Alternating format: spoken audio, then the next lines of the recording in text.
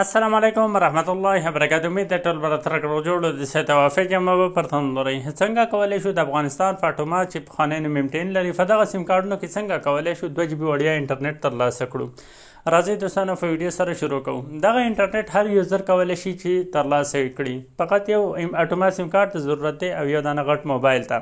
تاسو چې اتومات سیم کارت ولرئ یو غټ موبایل ولرئ بیخي په نش مصرف سره تاسو کولی شئ دغه 2 GB وړیا جایزه ترلاسه کړئ. د 2 ورځو دپاره دغه 2 GB تاسو ته درکول کېږي، کولی شئ استفاده کوئ. څنګه به ترلاسه کوو؟ تاسو ته ما د ویډیو په ډسکرپشن کې یو لینک درکړی، په هغه لینک باندې به تاسو کلیک واخلئ. د اتومات چې کوم افیشل اپلیکیشن دی د بنډل فعالولو دغه به تاسو ډاونلوډ کړئ. ډاونلوډ چې موږ خلاص پې کوئ، ګورئ چې کله یې داسې خلاص کړئ دغه صفحه تاسو ته راځي. دلته به تاسو راشئ، دغه دې کې به خپل نمبر ورکړئ، دغه لیټس ګو په دې باندې به تاسو کلیک واخلئ. اتومات ستاسو سیم کارت چې هغه سیم کارت په دې موبایل کې دی یا په بل کې دی، کوډ ورته ورځي او کوډ به دغه خانه کې انټر کوئ، داخل به کوئ. داخل چې موقع دلته تاسو ته ډایرکټ دغه میسج راځي وایي کلیم 2 GB ډیټا. دغه تاسو په دې کلیم اپشن باندې به تاسو کلیک واخلئ. دغه چې کله تاسو کلیک کړئ ډایرکټ تاسو سره دلته 2 GB کلیم کېږي، 2 GB وړیا بونس یعنی انټرنیټ درکول کېږي.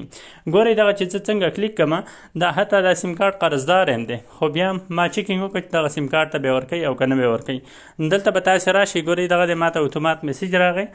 دا ګورئ ویلکم بونس دی د دوی. دغه اپلیکیشن چې څوک ډاونلوډ کړي په یو موبایل کې او په یو نمبر باندې کولی شي په هماغه موبایل کې 2 GB وړیا انټرنیټ ترلاسه کړي. ما خپله داسې چیکینګ نه دی کړی چې په یو موبایل کې به د ډېرو نمبرو څخه دغه انټرنیټ اخیستل کېږي او که نه، خو د یو نمبر څخه په یو موبایل کې اخیستل کېږي. دغه تاسو ته ښکاري چې ویلکم بونس یې موږ ته 2 GB انټرنیټ راکړه په دغه اپلیکیشن کې. 2 GB ډېر انټرنیټ دی چې پیسو ته یې واړو. نن سبا د افغانستان شبکې چې کوم نرخونه لري د انټرنیټ لپاره هغه زیات نرخونه دي، یعنې دا 2 GB تقریبا 100 افغانۍ شاوخوا تمامیږي چې موږ ورته حساب وکړو، 100 نه پورته تمامیږي. نو ښه ده چې دومره خیر چاته ورسوو چې دغه 2 GB وړیا انټرنیټ ترلاسه کړي، ځکه مو ویډیو جوړه کړه.